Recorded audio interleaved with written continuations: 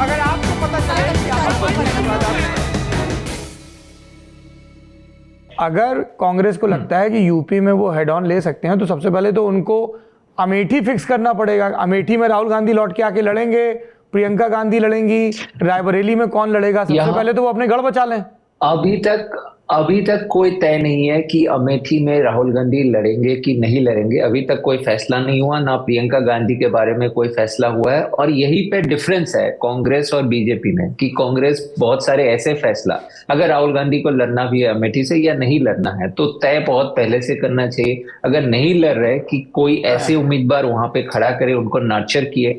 क्योंकि आप देखिए उत्तर प्रदेश की बात अगर कर रहे हैं कि उत्तर प्रदेश में कांग्रेस की ये बुरा हाल सिर्फ ये बीजेपी आने के बाद से नहीं हुआ, 2014 से नहीं हुआ। इनफैक्ट आप 90s से लेके आप उत्तर प्रदेश से कांग्रेस कितने एमपीज जीत के आते हैं, वहां से बड़े बड़े नेता हुए हैं।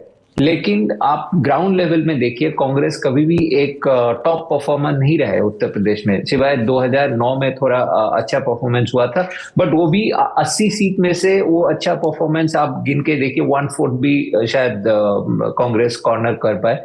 तो ऐसे सिचुएशन में आप एक नेशनल पार्टी कहलाते हो और जो सबसे बड़ा स्टेट है देश का उत्तर प्रदेश, जिसमें 80 सीट है, वहां पे आपका परफॉर्मेंस जो गिरावट है वो सिर्फ लास्ट 10 साल की नहीं है, वो ऑलमोस्ट 4 दशक का गिरावट है। कहीं ना कहीं आपका ऑर्गेनाइजेशनल प्रॉब्लम्स है और इसको सॉल्व करने की कोशिश जो यूपीए के गवर्नमेंट 10 साल रहे हैं, एक उनके पास एक मौका था। क्योंकि आप जब सत्ता में होते हो केंद्र में तो आप बहुत तरीके से आप इम्प्रूव कर सकते हो। लेकिन हमने क्या देखा कि राहुल गांधी जो सबसे बड़ा नेता है वो अपने कॉन्स्टिट्यूएंसी पे ही होल्ड नहीं रख पाए।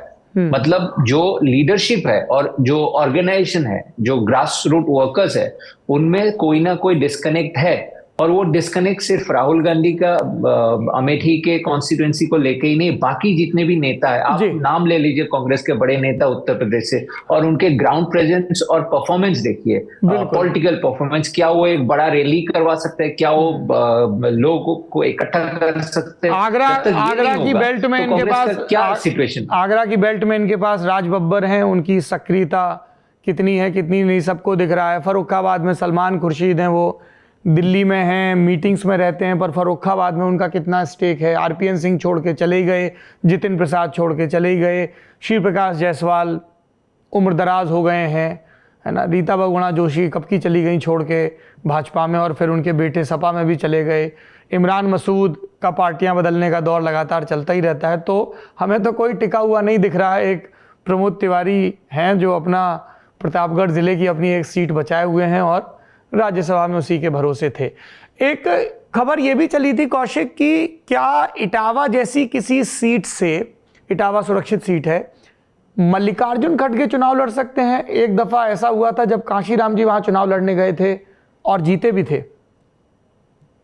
मुझे नहीं लगता, मुझे ऐसा दूर की कौड़ी है तो फैलते रहते, लेकिन मुझे नहीं लगता कोई बड़ा दिग्गज नेता ऐसे उतरेंगे किसी भी सीट से अपने सुरक्षित सीट छोड़ के। कांग्रेस, मुझे जहां तक पता है, हालांकि प्रियंका गांधी ने उत्तर प्रदेश की जिम्मा छोड़ दिया है, लेकिन उनके इनपुट्स काफी रहेंगे। और अविनाश पांडे जी जो अभी आए हैं, जैसे मैंने कहा, वो उनके राहुल गांधी के साथ बड़ा अच्छा इक्वेशन भी है और वो ग्राउंड में रह के बिना आवाज के काम करना पसंद करते हैं। तो मुझे लगता है इस बार कोशिश ये भी होंगे कि कुछ नए नए नाम को टिकट देने की कोशिश करेंगे, जो एक क्योंकि इस इलेक्शन के बाद, ये स्टेट असेंबली इलेक्शंस के बाद, ये एक बात टीम राहुल कहे या जैसे भी कहे, कांग्रेस के जो एक सोच है, कांग्रेस के जो टॉप कमान के सोच है, ये है कि अब बहुत हो गया है, अब हमें नेक्स्ट स्टेप लेना चाहिए, आगे की देखना चाहिए। तो मुझे नहीं लगता इस तरह का कोई भी सुझाव में वो लोग अमल करेंगे।